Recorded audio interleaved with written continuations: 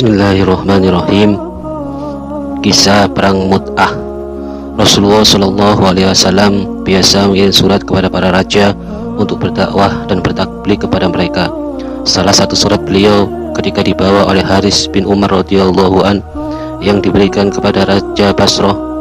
Ketika sampai di Mut'ah, maka Syarabil Ghazani yang ketika itu menjadi salah seorang hakim kaisar telah membunuh seorang utusan Rasulullah Shallallahu Alaihi Wasallam. Membunuh utusan menurut aturan siapa saja adalah suatu kesalahan besar. Rasulullah Shallallahu Alaihi Wasallam sangat marah atas kejadian ini.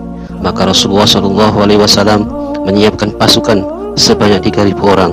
Zaid bin Harisah radhiyallahu an telah dipilih menjadi pemimpin pasukan tersebut. Rasulullah Shallallahu Alaihi Wasallam bersabda, jika ia mati syahid dalam perjalanan, maka Ja'far bin Abi Thalib radhiyallahu an menggantikannya sebagai pemimpin pasukan. Jika ia juga mati syahid, maka pemimpin pasukan digantikan oleh Abdullah bin Rawahah radhiyallahu an. Jika ia juga mati syahid, maka terserah kaum muslimin untuk memilih siapa saja pemimpinnya. Seorang Yahudi ketika mendengar perkataan ini berkata, ketika orang sahabat yang telah ditunjuk sebagai amir tersebut pasti akan mati syahid. Anbiya alaihissalam pun dahulu telah mengucapkan kata-kata yang demikian. Kemudian Rasulullah Shallallahu Alaihi Wasallam memberikan bendera berwarna putih kepada Zaid bin Harisah radhiyallahu an. Beliau sendiri ikut mengantar rombongan untuk melepas mereka. Di luar kota, ketika orang-orang yang mengantarkan pasukan tersebut akan kembali, maka beliau berdoa untuk dijauhkan dari semua perkara yang buruk sampai mereka kembali. Doa Rasulullah Shallallahu Alaihi Wasallam ini dijawab oleh Abdullah bin Rawahah radhiyallahu an dengan membaca 3 syair yang maksudnya, engkau hanya meminta ampunan dari Tuhanmu, sedangkan kami menginginkan pedang yang akan memutuskan pembuluh-pembuluh darahku, atau tombak yang akan menusuk lambung dan hatiku. Jika nanti orang-orang melewati kuburan kami, mereka akan berkata, inilah orang-orang yang telah berjuang untuk Allah. Sungguh kalian betul-betul telah mendapat petunjuk dan kejayaan. Setelah itu berangkatlah pasukan tersebut. Syarabil pun telah mendengar tentang keberangkatan pasukan ini. Dia telah menyiapkan pasukan sebanyak 100.000 tentara untuk melawan kaum muslimin. Dalam pada itu, para sahabat radhiyallahu an juga telah mendengar bahwa Heraklius, Raja Rum, juga telah mengirim 100.000 tentara untuk ikut menyerang kaum muslimin. Maka dengan jumlah musuh yang demikian banyak tersebut membuat sebagian sahabat radhiyallahu an menjadi ragu untuk meneruskan bertempur melawan musuh, ataukah memberikan berita kepada Rasulullah Shallallahu Alaihi Wasallam. Abdullah bin Rawahah berkata, hai orang-orang, apa yang kalian takuti? Untuk apa kalian keluar meninggalkan rumah kalian? Apakah kalian keluar ini bukan untuk mati syahid? Kami adalah orang-orang yang tidak memperhitungkan kekuatan ataupun banyaknya orang dalam pertempuran. Kami hanya berperang agar di suatu hari nanti Allah Subhanahu wa Ta'ala memuliakan kita. Majulah, setidaknya salah satu di antara 2 kemenangan mesti kita dapatkan, mati syahid atau menang dalam pertempuran ini. Mendengar kata-kata tersebut, semangat kaum muslimin pun bangkit kembali. Mereka terus maju sehingga sampailah pasukan tersebut di Mut'ah, dan mulailah pertempuran berlangsung antara mereka dengan pasukan musuh.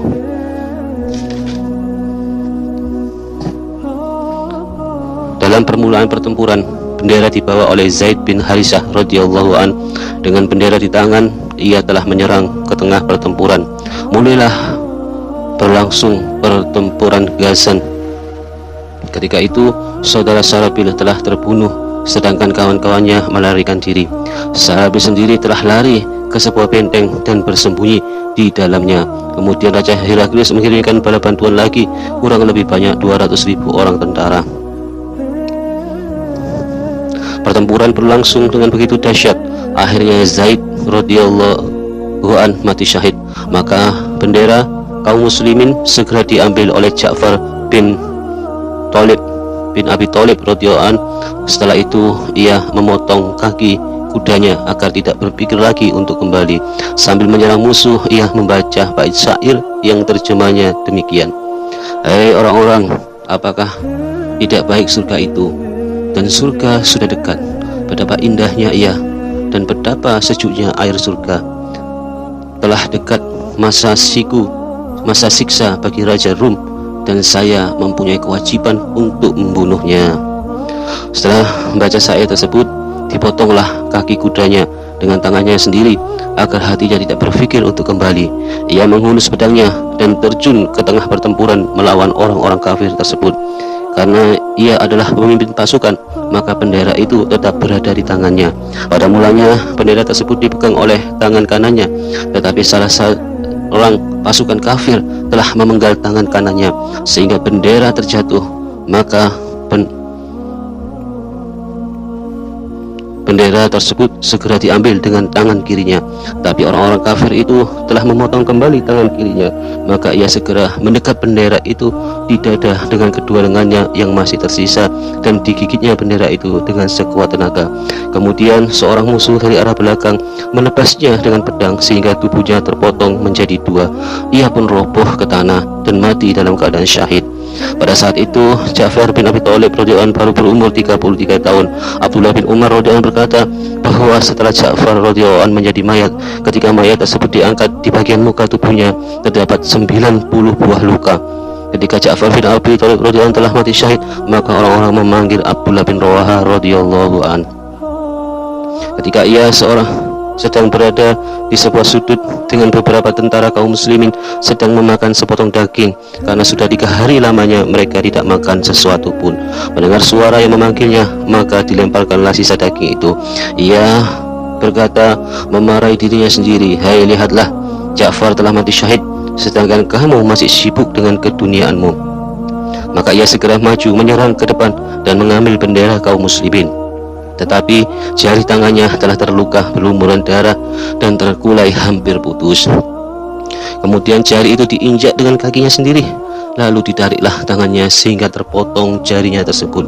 Kemudian jari yang sudah terputus itu ia lemparkan. Kemudian ia maju kembali ke medan pertempuran. Dalam keadaan susah dan payah seperti itu, ia merasa sedikit ragu di dalam hatinya karena hampir tidak ada semangat dan kekuatan lagi untuk berperang. Tetapi keraguan tersebut hanya terlintas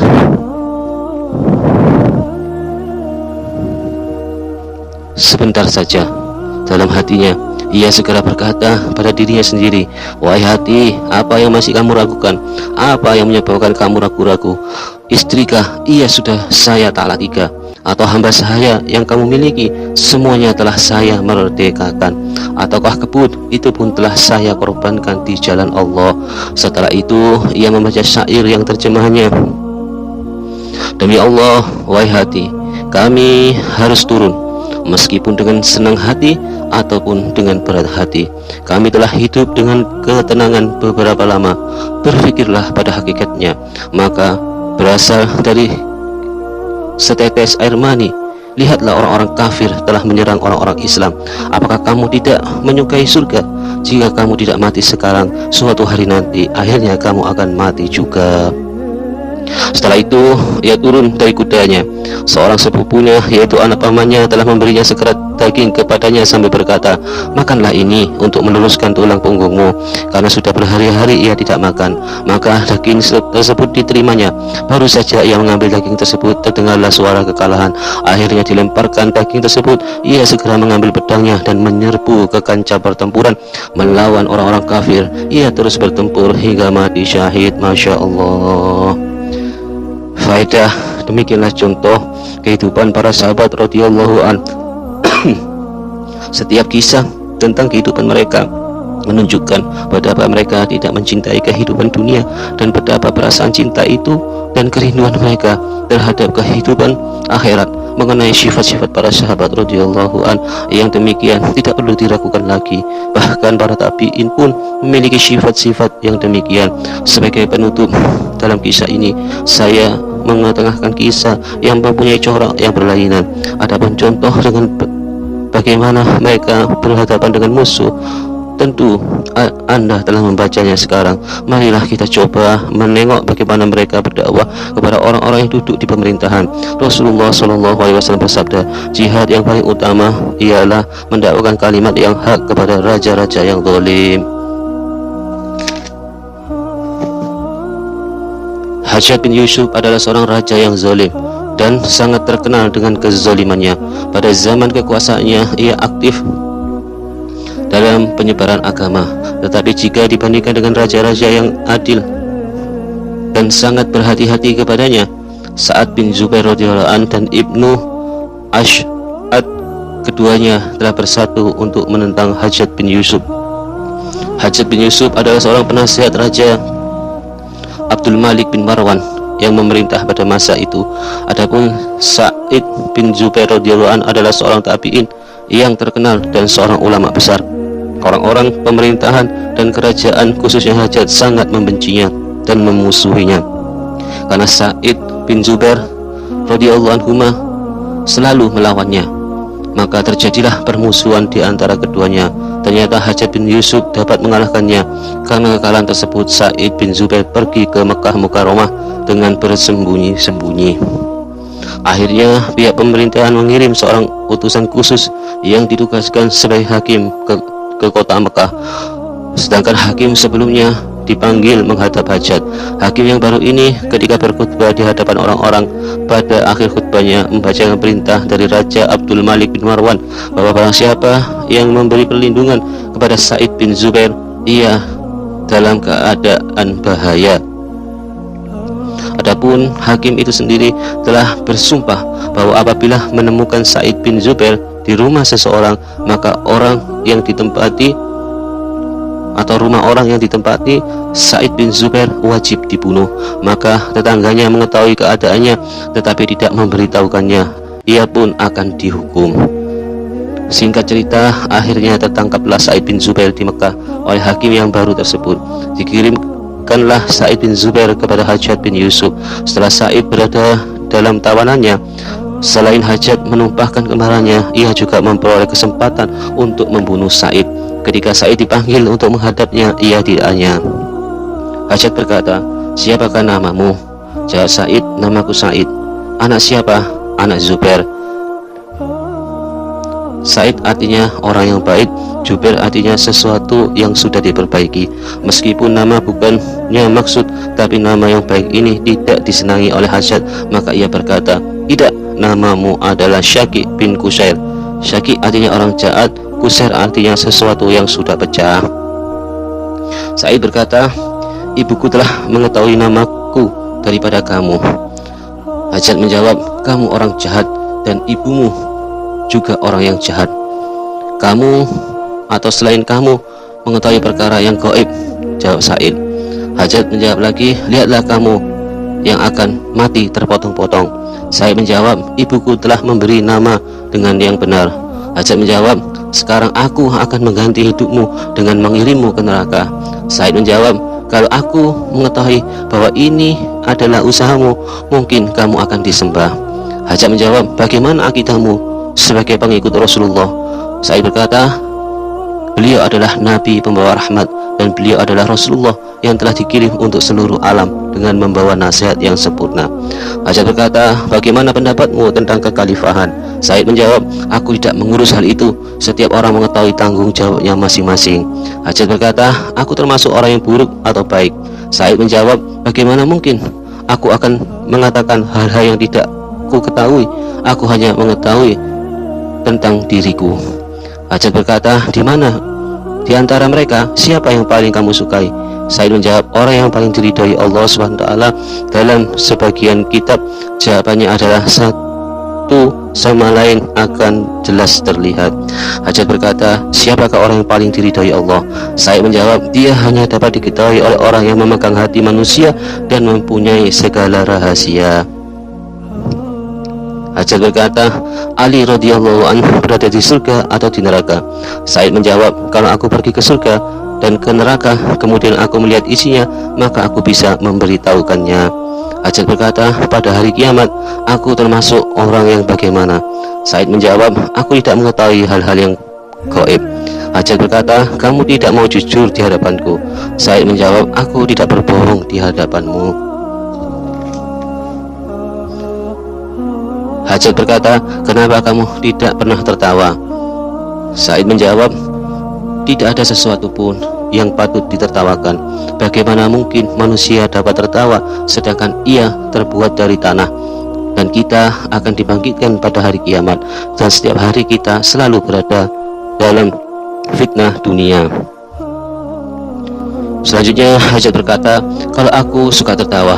Said menjawab, memang demikian, Allah telah menciptakan kita dengan keadaan yang berbeda-beda. Hajat berkata, aku sekarang akan membunuhmu. Said menjawab, penyebab kematianku sudah tertulis semenjak dahulu.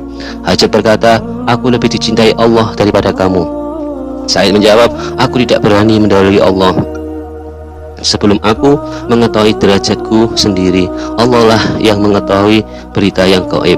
Hajat berkata, kenapa aku tidak boleh memberanikan diri sedangkan aku termasuk dalam golongan raja-raja dan kamu termasuk dalam golongan pembangkang dan memusuhi kerajaan. Said berkata, aku tidak mau terpisah dari jamaah, aku tidak menyukai fitnah, dan apa yang sudah ditakdirkan bagiku, aku tidak bisa menolaknya. Hajat berkata, apa saja yang ingin dikumpulkan oleh Amirul Mukminin, apakah sulitnya bagi kamu untuk mendapatkannya? Saya berkata, aku tidak mengetahui apa yang telah kamu kumpulkan. Kemudian Hajat menyuruh pelayannya untuk mengambil emas, perak, dan pakaian, dan lain-lainnya. Kemudian harta benda tersebut diletakkan di depan Said. Said berkata, ini adalah sesuatu yang baik, apakah kamu menunaikan syaratnya? Hajat menjawab, apakah syarat itu? Said berkata, syaratnya adalah belilah sesuatu dengan harta ini yang dapat memberikan keamanan pada hari kiamat. Ketika manusia berada dalam keadaan kebingungan, hari ketika ibu yang menyusui melupakan susu bayinya, dan hari ketika kandungan wanita hamil menjadi gugur. Selain itu, seorang tidak mendapatkan sesuatu yang lebih berharga kecuali sesuatu yang bermanfaat saja. Hajat berkata, apakah benda-benda yang telah kami kumpulkan ini merupakan sesuatu yang tidak baik? Said menjawab, kamu yang mengumpulkannya, dan tentu kamu yang lebih mengetahui kebaikannya. Hajat berkata, apakah di antara benda-benda tersebut ada yang kamu sukai? Said berkata, hal-hal yang disukai Allah, itulah yang aku sukai. Hajat berkata, untukmulah kebinasaan. Said menjawab, kebinasaan hanyalah bagi orang-orang yang dijauhkan dari surga dan dimasukkan ke dalam neraka oleh Allah Subhanahu wa ta'ala. Hajat pada saat itu dalam kondisi yang sangat gelisah, dan dia berkata, katakanlah kepadaku, bagaimanakah dan dengan cara apa aku akan membunuhmu? Said menjawab, terserah dengan cara apa yang kamu sukai. Hajat berkata, haruskah aku mengampunimu?